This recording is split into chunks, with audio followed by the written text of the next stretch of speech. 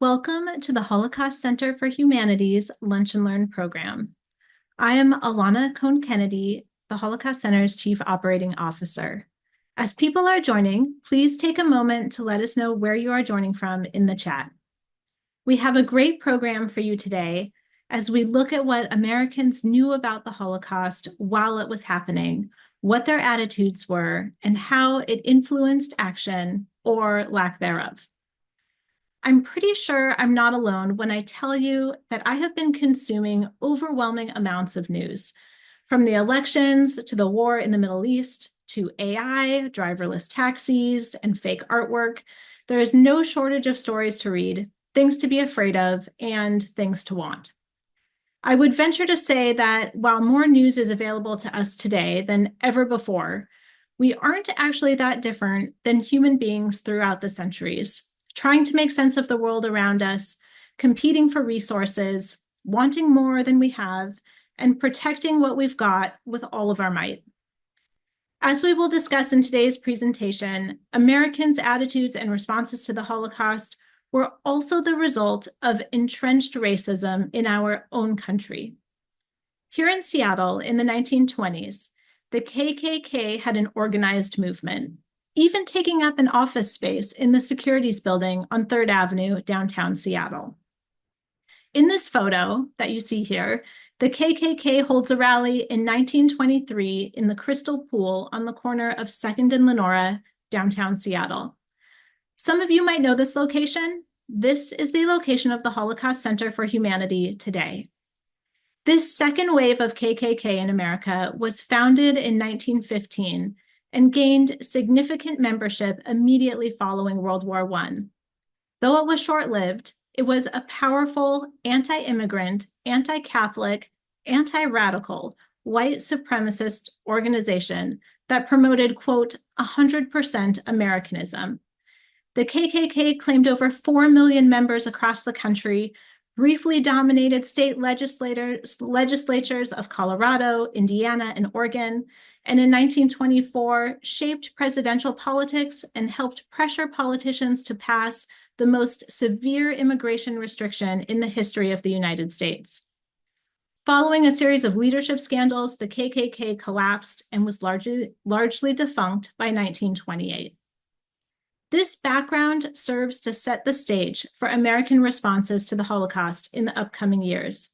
It's as much local as it is national, based on attitudes that influenced and shaped our political system and institutionalized racism. Decades after the Holocaust, in 1989, a group of Holocaust survivors who had settled in Washington state found themselves unbelievably defending the reality of the Holocaust to Holocaust deniers. They wanted to get organized and share their stories, knowing that through this history, we can learn about the dangers of normalized hatred, scapegoating and stereotyping, the importance of critical thinking and media literacy, the fragility of democracy, and also the difference each person can make. We are fortunate to have with us today the renowned historian, author, and scholar, Daniel Greene, an expert on the subject of Americans and the Holocaust. Daniel Greene is a subject matter expert at the US Holocaust Memorial Museum and adjunct professor of history at Northwestern University.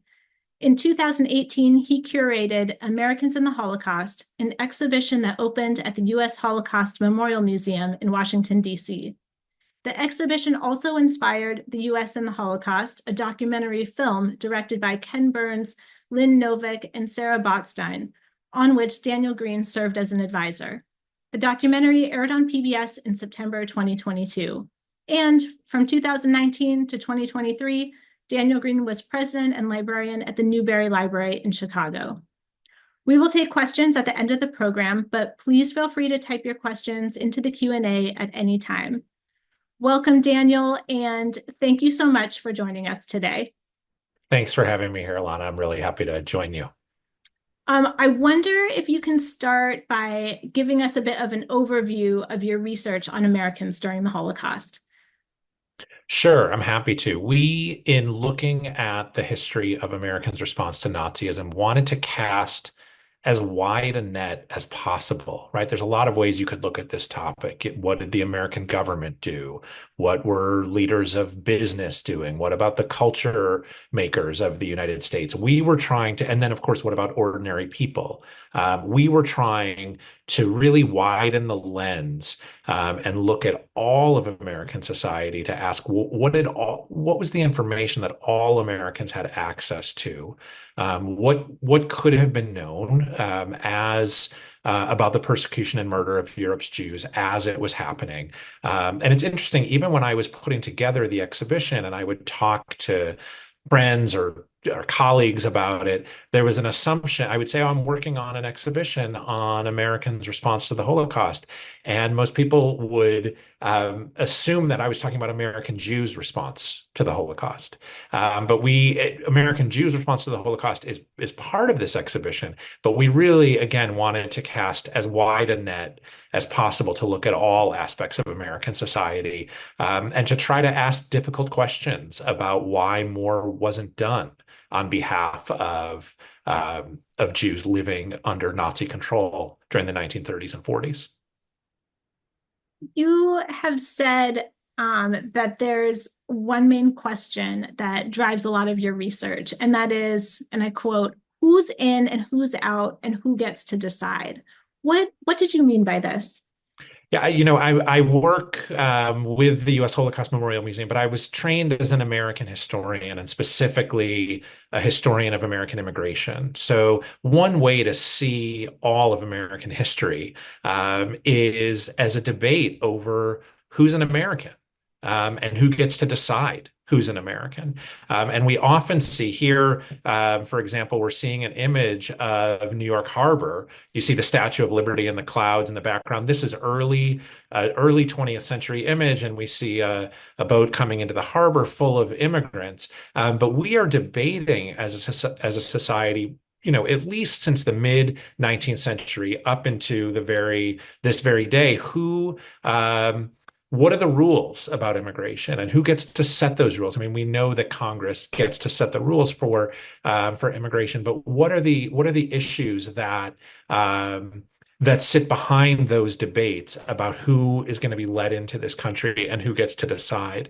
And you started with that powerful picture of the KKK in Seattle.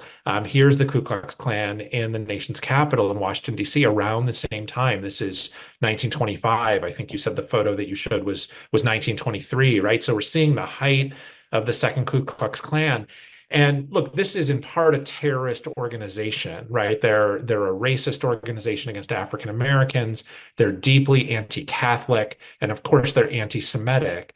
And they're gonna advance their ideas sometimes through pageantry like this, sometimes through horrific violence against people that they don't consider to be an American. But what they're trying to do is draw boundaries around who's considered an American and who's not.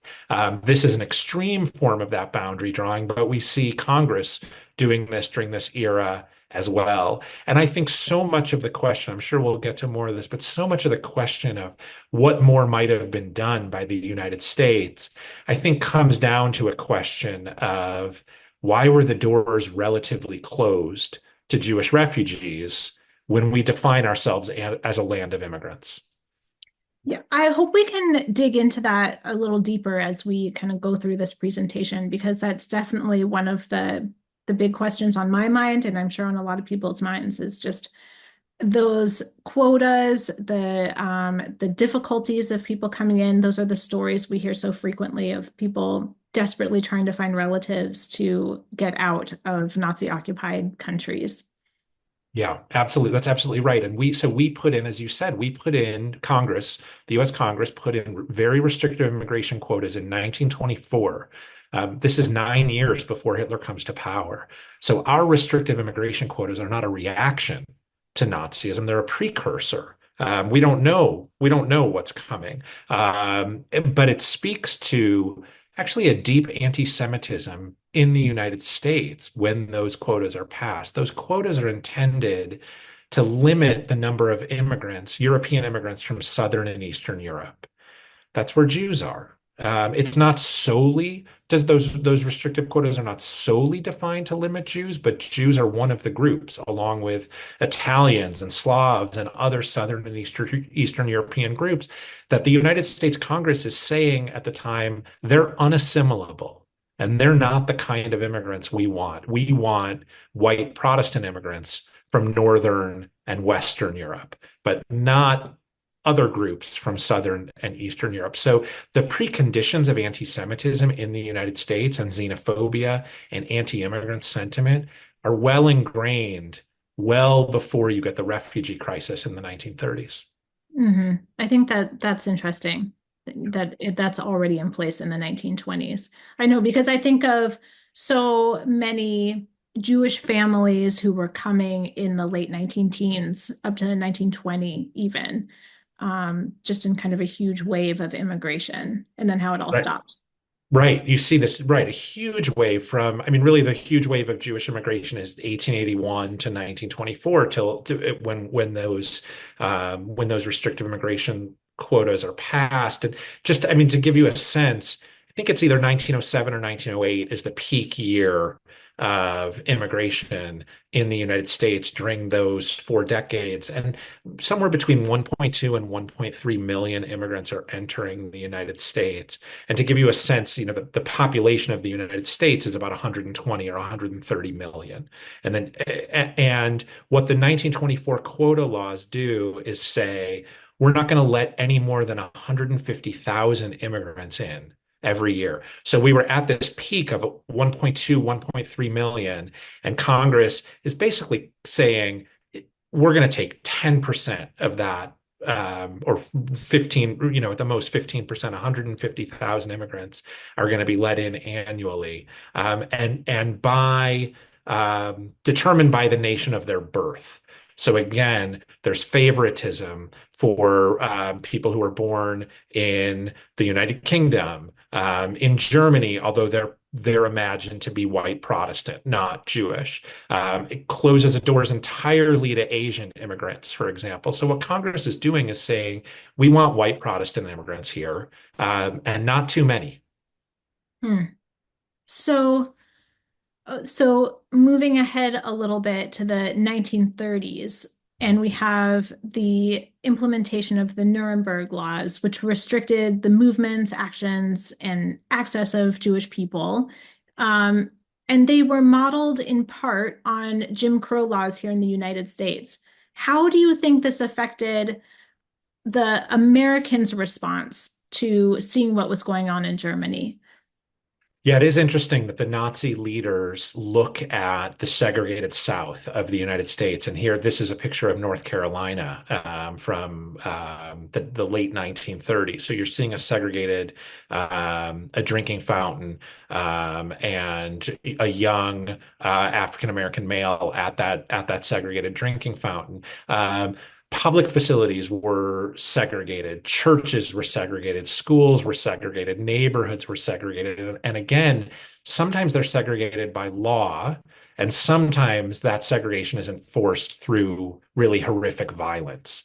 So some of the early Nazi measures from the 1930s, from the early 1930s to the mid 1930s, measures like Jews can't enter public parks, or there's certain places and other places in public where Jews can't be, or Jewish students getting removed from schools or at least segregated to the back of rooms in schools, or Jewish lawyers not being able to have non-Jewish clients, or Jewish doctors not being able to treat non-Jewish patients.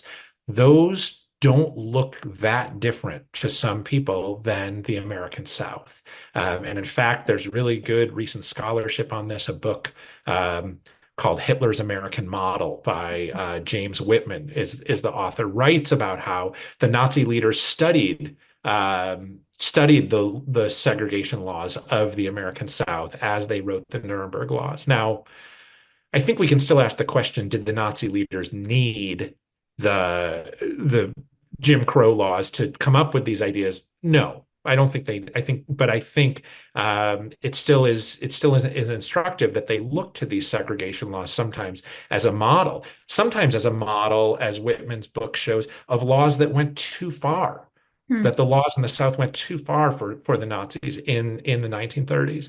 I think the other thing to say about this that is important is we know that the Nazi propagandists were brilliant at twisting whatever accusation came their way. So, in the few times where leaders from the United States point to Nazi restrictions against Jews, like the Nuremberg laws, and say, this is going too far, or try to mount protest against them, the Nazi propaganda machine can just hold a mirror back up to the United States and say, look at how African Americans are treated in the United States. Now, we know this is going to take a very different path by 1941 when mass murder starts, but the Nuremberg laws, we're talking about 1935, well before mass murder begins, before the Nazis have a plan for mass murder, and their propaganda is able to turn these accusations back on Americans in a way that effectively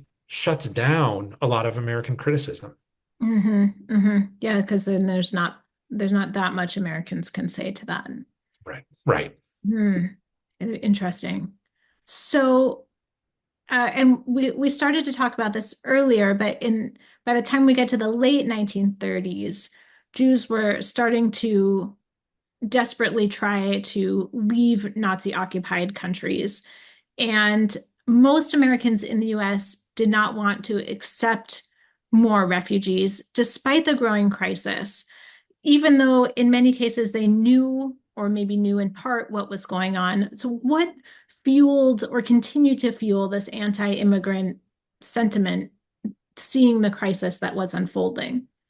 Yeah, there's no single explanation that fuels our um, desire to keep Jews out. It's really a combination of many factors. You have anti-Semitism in the United States that we talked about already, anti-immigrant sentiment, segregation. We're a deeply isolationist nation in the aftermath of World War I. Americans were polled frequently in public opinion polls in the 1930s, and they were asked, was it a mistake for the United States to enter World War I? And usually about 70% of Americans will say, yes, it was a mistake. Now, in the mid 1930s or the late 1930s, World War I is only 20 years in the rearview mirror. You could have served in World War I and been in your, early 40s. So it's a living memory for most people. And it was such a horrific encounter and such a horrific tragedy that most Americans are hoping that they'll be protected from further European conflicts by distance, by the Atlantic Ocean. Um, and then finally, it's the Great Depression in the United States. Here we're seeing an image of a soup kitchen in my hometown of Chicago. This is the early 1930s. Usually, when we see such horrible economic conditions. And, as I'm sure a lot of our listeners know, the Great Depression began in October of 1929 with the crash of the stock market. By the time Franklin Roosevelt comes into office in 1933, 25% of Americans are unemployed. This is the worst economy that anyone living in the 1930s had ever seen. So Americans are preoccupied with how do we lift ourselves out of this depression, or individuals are preoccupied with how do I find work and feed my family. So bad things happening to Jews across an ocean seems like kind of a not our problem situation. There's also in when you have a bad economy, you usually get a discourse of though we can't allow immigrants in, those immigrants might take our jobs. There are countervailing voices even within FDR's administration, but they don't win the day. And then we're seeing here a quote from FDR, the President Roosevelt, during a fireside chat September 3rd of 1939. So this is 2 days after war in Europe begins. Germany invades Poland September 1st of 1939, and World War II begins.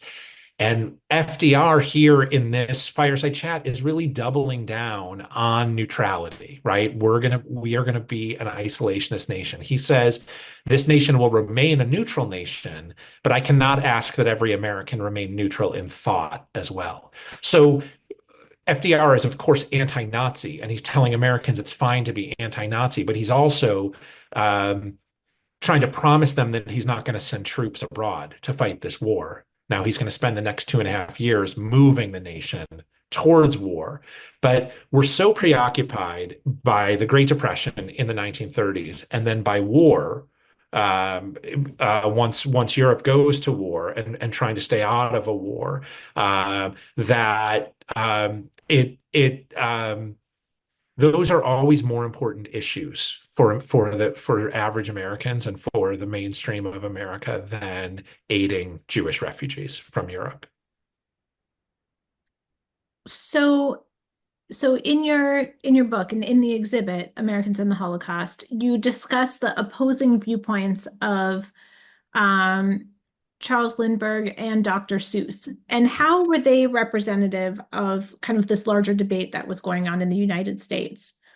Yeah, so between 1939 and 1941, I mentioned that date of September 1st of 1939 when Europe goes to war, but Americans are assuming well before 1939 that there's going to be a war in Europe. So you get an isolationist movement in the United States. By 1940, this group is founded called the America First Committee. Here we're seeing a propaganda poster from the America First Committee, and it's showing a missile going through the Statue of Liberty's arm, right? So it says war's first casualty. The first casualty of war will be liberty itself. There's this strong isolationist movement that's arguing that this war is not our problem and that we should not go to war. That this is a European conflict that we need to stay out of. The spokesperson for the America First group is Charles Lindbergh, and we can see him here. He's speaking at a podium. You can see that it says "Defend America First" on the stage, and he's speaking in front of a picture of George Washington, the first president of the United States, who famously, in his farewell address when he was leaving the presidency, said that the United States will not have entangling alliances, meaning the America First actually kind of misinterprets this quote, but they say, look, since George Washington, we've had this principle of not getting involved in foreign affairs. So it starts out, America First is actually founded by students at Yale University in 1940, and it starts out as an anti-war movement, but it takes a very anti-Semitic turn pretty quickly. It moves to Chicago. There's a base of isolationists in the Midwest. And Lindbergh gives this famous speech in September of 1941 where he says there's three groups that are leading the United States to war. He calls this the war agitators speech, or that's what it gets known as. So who are the war agitators? The first are the British. And Lindbergh says this makes sense, right? It's 1941 already. Western Europe has fallen to Nazism. The British are the last line of defense against Nazis. Of course, they hope the United States will get into war. Lindbergh acknowledges that this makes sense. He says the second war agitating group is President Roosevelt and his administration. He says Roosevelt is a warmonger. He desperately wants this war. And hey, American people, he's been lying to you for years about wanting to stay out of the war. He can't wait to get into the war. Lindbergh and Roosevelt can't stand each other. They really, really dislike each other. And then Lindbergh says the third group that wants us to go to war are the Jews. And he doesn't deny that there's persecution of Jews going on in Europe. In fact, he acknowledges, he says, this makes sense. The Nazis are persecuting Jews across Europe. But then he quickly slips into these very common anti-Semitic tropes. He says, aren't we getting a lot of messages from the media about going to war? Well, who controls the media? Don't Jews control the media? And then he says, we're getting a lot of messages from Hollywood films that are more interventionist. And isn't that because Jews are Hollywood studio heads? So he plays on all this conspiratorial thinking that feeds anti-Semitism. And the response to his speech is actually resoundingly negative. People start to ask whether Lindbergh is a Nazi sympathizer, and there's some evidence that he was a Nazi sympathizer. Um, but I also think he's saying out loud what a lot of Americans think privately, but don't say out loud. Now, you mentioned Dr. Seuss. In this cartoon, Dr. Seuss was um, a young political cartoonist in 1941, usually, using the name Theodore Geisel, not Dr. Seuss. This is long before, Green Eggs and Ham or the Lorax or books like that many of us may have read to our children. But he is a political cartoonist for a left-leaning newspaper in New York called PM Newspaper, and he takes Lindbergh to task over and over again, and America First as well.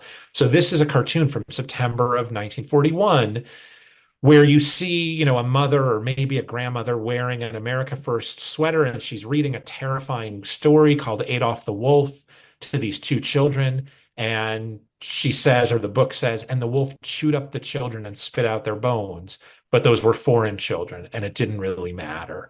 So Lindbergh and Roosevelt and Lindbergh and Geisel, Dr. Seuss, are representative of these entrenched camps in the United States where they're arguing about, are we going to go to war or aren't we going to go to war? And the last thing I'll say about this too is some Jews, some Jewish leaders and Jewish communities are deeply concerned that if we go to war and that it's perceived as a war to help Jews in Europe, there'll be a backlash of anti-Semitism in the United States. And in fact, Lindbergh is threatening that there'll be a backlash. He threatens Jews in America, saying, if we go to war that's perceived as a war to help Jews, there'll be a backlash of anti-Semitism in the United States. So while all these debates are going on in the country, what kind of information is your average US citizen getting? And what do they have access to, both about these debates that are going on in the US and what's going on abroad? Yeah, so Americans have access to a lot of information about the persecution and murder of Europe's Jews in real time. I mean, Alana, you said in your introduction that you've been kind of obsessed with following news, right? And we think of ourselves today in living in this media-rich environment where news travels very quickly. Americans in the 1930s also thought of themselves as living in an environment where news traveled very quickly. They had new media, and it was called the radio, right? And you could turn a dial and hear news in your living room. That new media was astounding to Americans at the time. And there was a lot of information that made it out and made it across the United States, especially because of the wire services, the Associated Press, reports. So, guaranteed, if you were reading newspapers in Seattle and you were paying close attention to international news, you would have read a lot about, or you could have read a lot about what was happening to Jews in Europe as it was happening, including mass murder. And here's one example from the Los Angeles Times in November of 1942. It becomes public information in the United States in November of 1942 that the Nazis have a plan to murder all the Jews of Europe. And for those of you who know this history, the Nazis' mass murder, persecution of Jews began, immediately when the Nazis take power in 1933. But mass murder begins in the summer of 1941 on the Eastern Front, and then the Nazis meet and have a conference, leading Nazis, in Wannsee, a suburb of Berlin, at the beginning of 1942, where they make a list of all the countries throughout Europe, the number of Jews in those countries, and the plan to murder Europe's Jews. That's in January of 1942, excuse me. And by November of 1942, we're seeing headlines like this in American newspapers: Nazis wiping out Jews in cold blood. So we can never excuse American inaction by saying Americans didn't know. I think we have to be careful to say Americans had to be paying close attention to the news, but if they were paying close attention, they could have known what was happening. Here's another example: a much more highbrow magazine, The New Republic, and Varian Fry, who is maybe a well-known name to some because he was sent over to France by a group called the Emergency Rescue Committee, and he helped to rescue nearly maybe as many as 2,000 Jews. But he's writing in the New Republic in 1942 in December, and one of the things he says is nearly 2 million European Jews have already been slain since the war began, and the remaining 5 million, now living under Nazi control, are scheduled to be destroyed as soon as Hitler's blonde butchers can get around to them. Now, his numbers aren't exactly correct, and very often we'll read numbers from 1942, 1943, 1944 that are not exactly correct. But I think if we only focus on the numbers, we're missing the point, which is that American readers could have picked up the New Republic or Time Magazine or listened to newsreels or heard Edward R. Murrow, one of the most famous American journalists, on the radio talking about mass murder. And then here, this is Life magazine. These are images from Life magazine, May 7th of 1945. So this is one day before Victory in Europe Day, May 8th of 1945, when the Nazis surrender. But what we're seeing on the left side is a boy walking along the side of the road at Bergen-Belsen, and the street is littered with bodies. And on the right, we're seeing images from Buchenwald. And I think this May 1945 Life magazine is so important because these are the kind of images that today we might associate with the Holocaust, right? You go into Holocaust museums and see images that look like this. Americans didn't see images like this as it was happening. What I was showing on those previous two slides are headlines.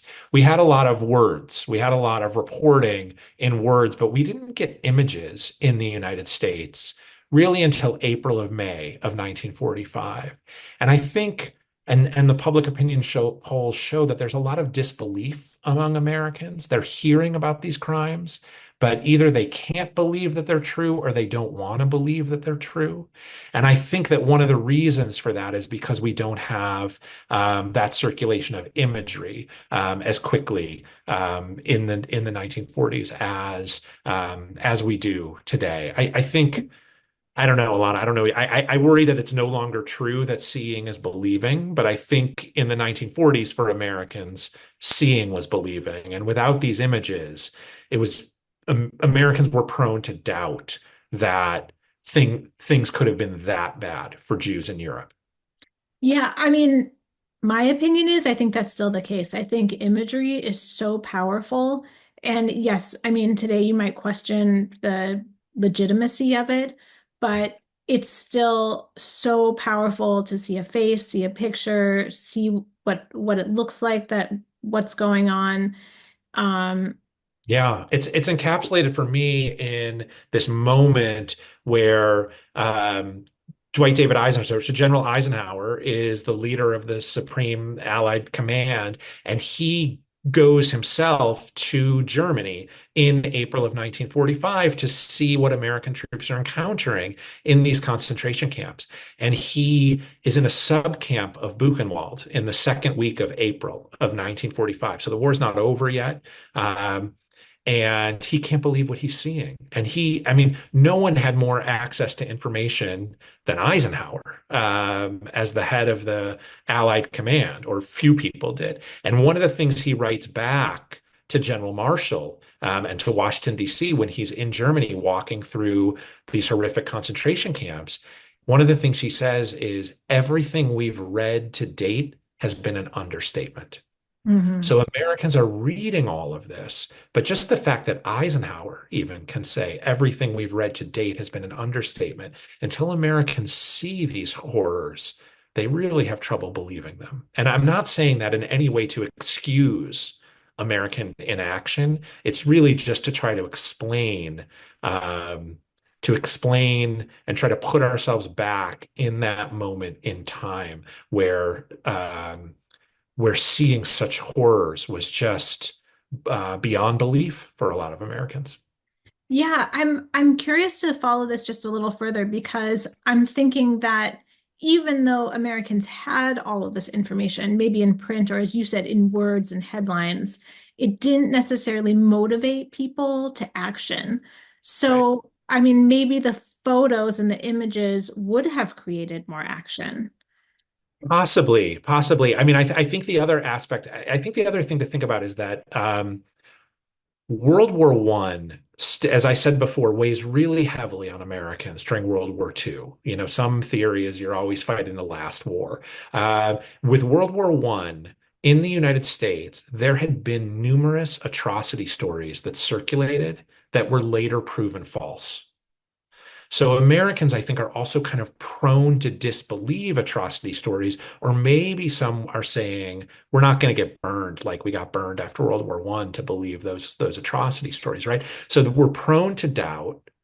The extent of the crime is so horrific that a lot of Americans just truly can't believe it. So that I think that's an important factor. But then I don't know. I think one of the things that we see in this history that's very difficult also about Americans' response to atrocities abroad is that disapproval often does not translate into action for Americans. If you take one moment where this is really in high relief is in the aftermath of Kristallnacht. So November of 1938, the Nazis launch this nationwide terrorist attack against Jews within their own borders. 30,000 Jewish men are arrested and sent to concentration camps. Thousands of Jewish shops and synagogues are destroyed. And Americans are polled about this, public opinion polls. They go out and ask Americans in November of 1938, just about 2 weeks after Kristallnacht, do you approve or disapprove of the Nazi treatment of Jews in Germany? And 94% of Americans say they disapprove of the Nazi treatment of Jews in Germany. And so they're asked a follow-up question. And the follow-up question is, so should we let in more refugees, Jewish refugees? And 70% of Americans say no. So Mhm. 94% of Americans disapprove of Nazism, but 70% of Americans say we shouldn't aid Jewish refugees. And that gap, that bridge between disapproval and action is often a very hard bridge for Americans to cross. And do you think that's still like, do you think that's still the case? Like we see what's going on as Americans around the world, and we might, as you were saying, we might disapprove of it. It might bring up a lot of feelings or even desire for action, but maybe when it comes down to it, there's a sense of hesitancy. I would think there's also a feeling of um, what can I do about it? Yes. I can't. That's a huge problem. I can't fix that. Right, right. So powerlessness is one aspect of this response. We tried to address that in this exhibition by telling the stories of some Americans who went to extraordinary lengths to aid refugees or to try to sponsor immigrants, which was a difficult thing to do, financially and bureaucratically, for example. And then to ask visitors to think about what makes those people different, right? It's a very small minority of Americans, for example, who try to rescue refugees, or in the sense, in the context of Holocaust history in Europe. Why do some people hide their Jewish neighbors, for example, right? But others don't. So we don't want people to feel powerless in the face of this history. But I think you're right, Alana, that many people think this is such a huge problem. What could I possibly do? I also think that prejudice plays a really important role in this, right? Anti-Semitism is always there in the United States in the 1930s and 40s. So it might be that Americans disapprove of Nazism, but that doesn't necessarily mean they want to let a lot of Jews come and live in their own community either, right? That anti-Semitism really never goes away in American history. Sometimes it's further below the surface, but in the 1930s, it's right there. It's right there on the surface. And I do think in Americans' responses to subsequent atrocities, we also see a similar pattern of disapproval, but disapproval not translating into action. Hmm. So, so to follow up on that, because this is something I feel like we continue to grapple with, that in the US, we see ourselves as the land of immigrants. I think of the Statue of Liberty. But as we're seeing, this historical reality does not align with our own self-image. Like how do we reconcile this? I think we reconcile it by having to struggle with the fact that both things are true. We are a land of immigrants. The United States has been a land of opportunity for Jews and Jewish immigrants specifically, but we've also been a land that's closed our doors to immigrants. Both things are true. This is a cartoon on the screen, a political cartoon from a newspaper in New York from June of 1939. So in June of 1939, many people know the story of the ship, the St. Louis, that had between 900 and 1,000 Jewish refugees who had left Hamburg, Germany, on their way to Cuba in May of 1939. When they arrive in Cuba, they're turned around by the Cuban government, and the captain of the ship lingers off the coast of Miami for a while with these 900 plus Jewish refugees on board in the hope that some deal will be cut with the United States to let them in. Ultimately, the United States does not make a deal for a host of reasons, many related to our restrictive immigration policies and the fact that there was a waiting list for immigration visas. And the ship is turned back. As the ship is sailing back to Europe, a remarkable organization called the American Jewish Joint Distribution Committee negotiates with four different countries in Europe to accept these refugees. So they're ultimately not sent back to Germany. But what we're seeing on that cartoon, if we can go back to the cartoon for a second, we're seeing that tension, Alana, that you were talking about. So Lady Liberty's head, the Statue of Liberty's head is turned away. She's holding up a sign that says "Keep out." The ship in the water is giving off smoke that says Jewish refugee ship. So this is the St. Louis ship. This was the week that it started to sail back to Europe. And on the pedestal of the Statue of Liberty is Emma Lazarus's famous poem, "Give me your tired, your poor, send these the homeless, tempest tossed to me."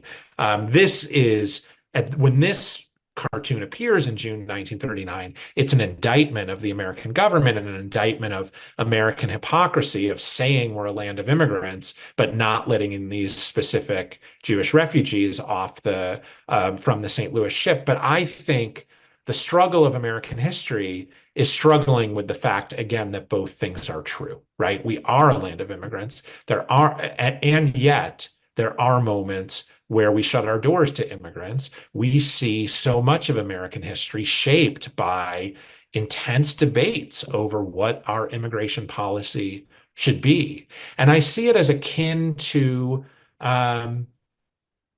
think of some of the founding documents of the United States that say all men are created equal. Well, it is true that our founding documents say all men are created equal, and it is also true that we're a nation that enslaved millions of peoples. I think part of what it means to struggle with American history is to struggle with those contradictions, but not to say it's all one thing or all another, where it's never that our doors are always all closed or that we live up to the promise of being a nation of immigrants. Unfortunately, during the 1930s, during a moment of heightened crisis, we also get that heightened xenophobia, depression, Great Depression, isolationism that work together to really keep the doors closed for the most part to immigrants. Even as I say that, and that maybe this Yeah. is the last thing I'll say, but even as I say that, the United States we didn't let in nearly as many refugees as we could have. So we have this very restrictive immigration policy, but even under that restrictive immigration policy, the United States underissues the quotas. We could have let in many, many more refugees than we did from Nazi Germany and Nazi occupied countries. And yet, the United States let in more refugees from Nazi Germany than any other country in the world. So Hmm. both things are true. We don't do nearly as well as we could have, and yet we let in more refugees than any other nation in the world. Yeah, I like how you say like it's just like we have to struggle with the contradictions. And actually, on that same note, there's a great question here from Lily that I want to read. And Lily asks, Dr. Seuss and officials who condemned anti-Jewish quotas were anti-Asian in their depictions of Chinese, Japanese, and Koreans. Can you shed light on this gap in attitudes? Yeah, Lily, that is a great question, and thanks for bringing it up because I didn't mention it. Our first, so the United States only enters the war after we're attacked at Pearl Harbor, December 7th of 1941. Our first response, the United States government's first response, is to round up about 120,000 people of Japanese descent and Japanese Americans. Two-thirds of them are citizens, the rest are people of Japanese descent, and remove them into inland camps. Off the west coast of the United States, Seattle, California. These camps at the time are referred to as concentration camps. And it's one of the worst violations of American citizens' rights during this period of history that we're talking about. And Dr. Seuss, yeah, Theodore Geisel drew a number of cartoons that were deeply racist against Japanese people of Japanese descent at the time and were in support of these policies. There was a very good exhibit of this, Dr. Seuss's work called Dr. Seuss Goes to War. If you Google it, you can also find the website of many of Dr. Seuss's wartime cartoons that are held at University of California, San Diego, and you can see some of those racist images against Japanese that he was drawing at the time. So Lily has a follow-up question, which was, did they let in more Jews as Jews or as other Europeans, French? So the good question. The immigration quotas are determined by your land of birth, not by your religion. So if it doesn't matter if you're Jewish or not, if you're born in Germany, you're seeking a German visa, a German quota visa. Uh, we so we don't know exactly, and this is one of the reasons that historians debate exactly the number of Jewish refugees who were let into the United States at the time. But the vast majority of people seeking these immigration quota visas at the time were Jews. So they're not letting them in necessarily as Jews, and yet there is an understanding that most immigrants who are seeking to come from Europe to the United States at the time through this restrictive quota system are Jews. I mean, there's an example in 1939 where Congress tries to put forward an exception for children. This is a proposal known as the Wagner-Rogers Bill, where they say, let's let in 20,000 Jewish children over 2 years and not count them against the restrictive immigration quotas. Actually, the bill, it never makes it out of committee. It doesn't pass in part because of anti-Semitism in the United States Congress. But even the bill itself is called a bill for German refugee children, even though everyone knows in talking about German refugee children that they're going to be Jewish immigrants. Hmm. But there is sometimes a burying of the Jewish specific language in some proposals like that. So I think, Daniel, one of the things I feel like we really struggle with today as we read the news and make decisions or ask questions about immigration policies is just the amount of misinformation we're presented with. And I wonder if the Americans in the 1930s, 1940s struggled with this in the same way, and maybe how how such misinformation fuels anti-Semitism, anti-immigrant sentiment, and what are your thoughts on how do we navigate that? Yeah, two parts to that really. There certainly was misinformation about the war and about the plight of Jews in Europe during the 1930s and 40s, and yet we didn't have nearly. I think I think it's safer to be able to talk about a kind of mainstream media in the 1930s and 1940s, right? We didn't have a media landscape in which there were so many different outlets from which to get content, and I don't think we had a media landscape in the same way that we have today, where if you're getting news on a social media feed and you are prone to a certain kind of news, the algorithm is going to give you more and more of that news, right? I think there was more agreement then than there is now about what was true. And what was factual, even as Americans had trouble believing the extent of persecution of Jews in Europe. So I think that media landscape, there are significant differences in the media landscape, but misinformation about Jews has always been a critically important tool for feeding anti-Semitism. I think of anti-Semitism today, maybe more than I even have understood it in the past, as fundamentally dependent on conspiracies and conspiratorial thinking. This Mhm. goes back to well before the Holocaust, right? We can talk about conspiracies around deicide, right? Around the accusation that Jews killed Jesus, right? But really in the modern period, there is, and in thinking about the racial anti-Semitism that fuels Nazism, there's a huge amount of misinformation and deliberate misinformation and disinformation and conspiratorial thinking about Jews. Some of it relies on the protocols of the elders of Zion, right? The fraudulent text that supposedly says that Jews have a secret plan to control the world. But Nazi anti-Semitism is also in part driven by this conspiratorial thinking that paints Jews as diseased and as the aggressors. And so to eradicate Jews puts Nazis in a in a position where they can claim self-defense.